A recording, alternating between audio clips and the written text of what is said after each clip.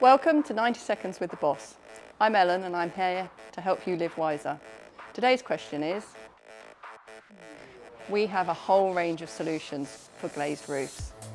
From the roof lantern blind, the top light blind, the skylight blind, and then down to traditional conservatory blinds.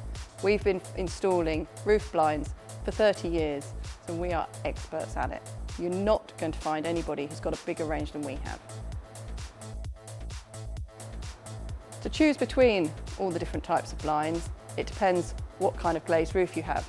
Have you got an orangery with a roof lantern in it? Have you got a traditional conservatory? Or have you got a lean-to roof space?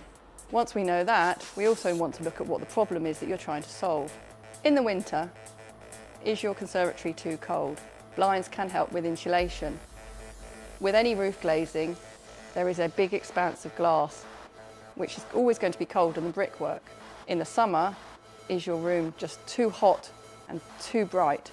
Can you not watch the TV or even just sit in there and enjoy the room? Again, blinds will definitely help. Each of the types of blinds has different properties and we can help talk you through those. Probably. E-glass is great, but it's static. You have to choose the tint and you can't change it. With our blinds, they obviously can move, and so you've got flexibility in them. If you have a north-facing roof glazing and the room is getting too cold, e-glass isn't really going to help. On a sunny day with nice bright light, some heat will come in and it will get retained in that room.